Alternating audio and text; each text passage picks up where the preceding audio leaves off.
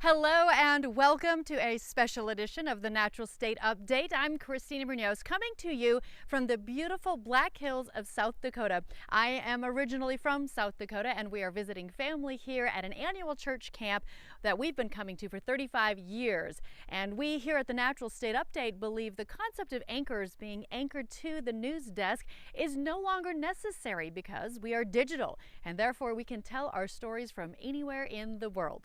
So let's get started. A couple of medical related items for you to start this episode. If you are a veteran and need help with your claims or VA benefits, then mark July 28th on your calendar. The Little Rock Regional VA office will hold a virtual claims clinic that afternoon from 4 to 6 p.m.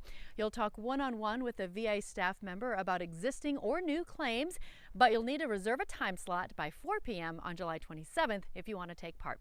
The number is 501-370-3829. And the UAMS Rockefeller Cancer Institute is launching a new statewide system to help cancer patients. Health experts will be available to help patients navigate a broad range of issues, including making appointments for screenings, follow-up visits, and other care. They can help patients and caregivers locate social support services and be a resource for questions patients have as they go through testing, treatments, and other concerns that arise.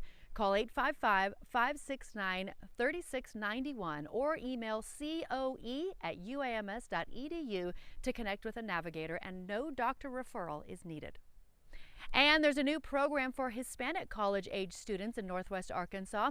Thanks to a more than $430,000 grant from the Walton Family Foundation, the Northwest Arkansas Community College is offering a mentorship program called LIFE. It stands for Learning, Improvement, Fun, and Empowerment. Latino high school students will be invited to 3-day camps each summer where they'll be guided by college student mentors in lessons on applying for college, how to pay for it, and what to expect while they're there. The program is free to participants.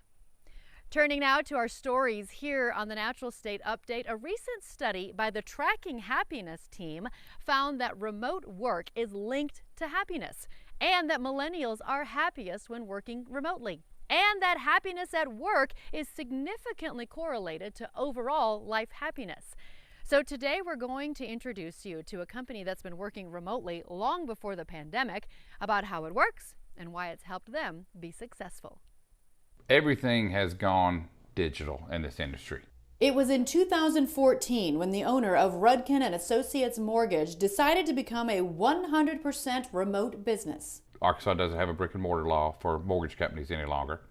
That's why you have a lot of out-of-state companies coming in, because you don't have to have office here. Chris Rudkin says not only are they able to charge less because their overhead is so low, it offers complete flexibility.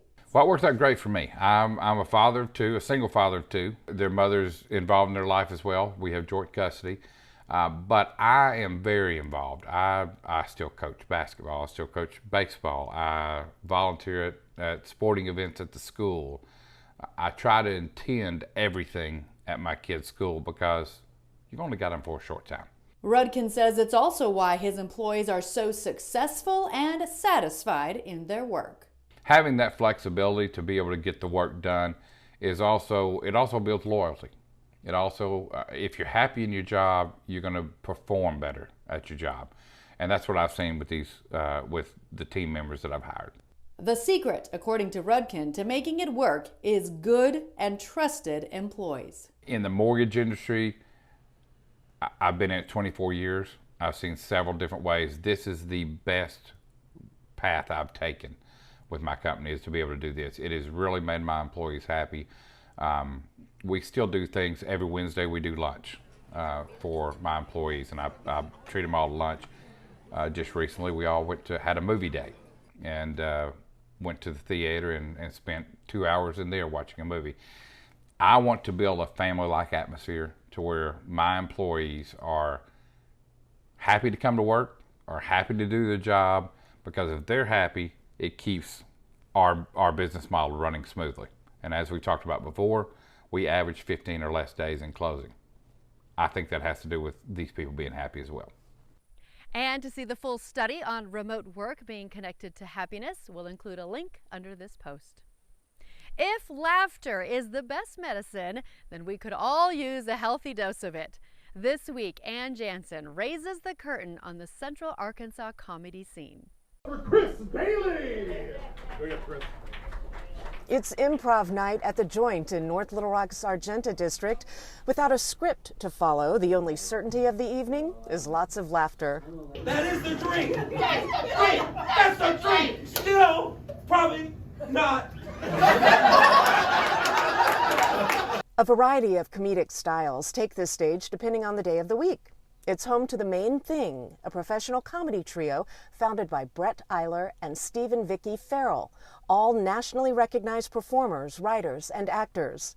They span the spectrum of sketches to full-length, family-friendly plays on the weekends. Other nights at the Joint are reserved for stand-up, improv, and visiting artists. Eiler is pumped that audiences are finally returning after the pandemic, which, by the way, is fair game material to comedians. All of us went through the weirdest kind of things that any of us had ever gone through, and so, yeah, there's going to be comedy, a lot of comedy in that, and it seeps out because we all had this giant thing that all of us did together without each other, so we have a common nerve that we can hit. A cafe greets patrons as they arrive. Locally roasted coffee, craft beers, cocktails, and wine are served alongside snacks. And remember Steve and Vicki Farrell? That's their son and daughter-in-law running the counter. Meanwhile, Bear, on the left here, who goes by the name Bear, has performed in markets like Los Angeles. His Facebook page, Scoundrels Live Stand-Up, is a great resource to keep up with the local comedy scene, who's playing where. I'm fortunate to be in a position where I get to see people that I firmly believe are going to be nationally touring headliners, and I get to see them early working. And so just as a fan of comedy, it's a great time to be in Arkansas. Central Arkansas is home to a number of comedy venues whose performers are happy to share the spotlight with each other. If there's a show at another venue, great. We have no problem with that. We are not rivals with a loony bin. We're not rivals with anybody. We're all a community trying to do comedy and make everybody laugh. There's money to be made here, and it's due to the efforts of the comics and the venues really sticking hard and trying to do their best. But not like family. Not like family. That's not. We're just respectful business partners. We have world-class comedians right here in the natural state, which is amazing. We have comics that are getting up every night of the week, that are writing every day, and are hitting topics that are not just fun but challenging. Like we talked earlier about the wokeness that we see nowadays and how that it makes comedy dangerous again. And that's something that I love about the comics here, is that they don't shy away from it. Nobody here is afraid of getting canceled. They just want to be funny. Anyway. For the Natural State Update, I'm Ann Jansen. Thank you, Ann. Visit the websites or Facebook pages of The Joint, Scoundrels Live Stand-Up, and The Loony Bin for current and upcoming performances, and we'll include links to all those sites. As we head into the second half of summer, there are still quite a few performances going on before the fall lineups begin. Amanda Horton has your upcoming entertainment options. Hi, I'm Amanda Horton, Director of Reynolds Performance Hall, bringing you your entertainment news. I want to begin by reminding you to mark your calendars for July 25th, when the Reynolds Performance Hall tickets will go on sale for our upcoming season. We have some unbelievable shows coming to Reynolds Performance Hall, including Amy Grant, the Blue Man Group, A Charlie Brown Christmas, Preacher Lawson, and so many more. Get your tickets early to secure the best seats and before we sell out. If you're ready to see a concert now, there are many options to close out the summer. The First Security Amphitheater will continue its summer concerts with an eclectic array of shows, including rock, country, and R&B. On July 23rd, Arkansas's own Justin Moore will take the stage and is sure to play all of his country hits. On August 14th, R&B artists Keith Sweat and Babyface and Jody Watley will perform. Also in August, you can see Jamie Johnson and Blackberry Smoke, the Black Crows, and so many more. Check out their website for the full list. Some indoor concerts include Robert Earl Keen at Robinson Center on July 31st and Hank Williams Jr. at Simmons Bank Arena on August 5th. Who doesn't need more laughter in their life? You have plenty of options for comedy in Central Arkansas this month. Canadian comedian Curtis Connor will be at Robinson Center on July 24th.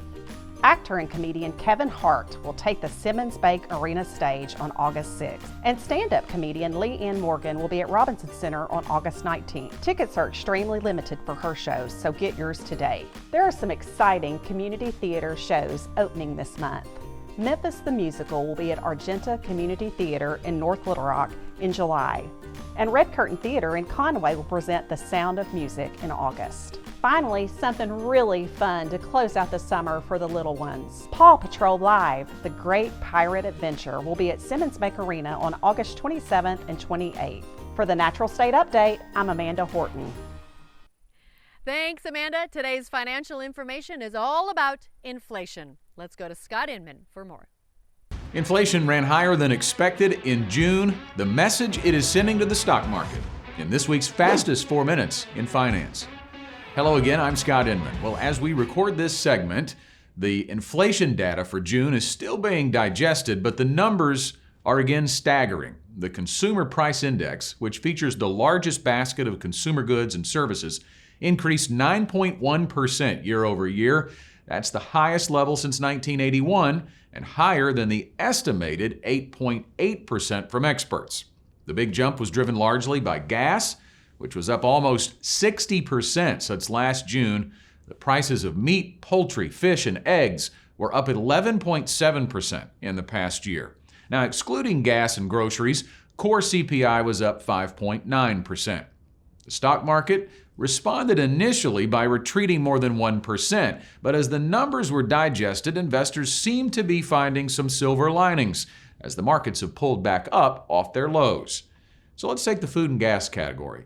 The prices of meat, poultry, fish, and eggs actually dropped 0.4% compared to the prior month.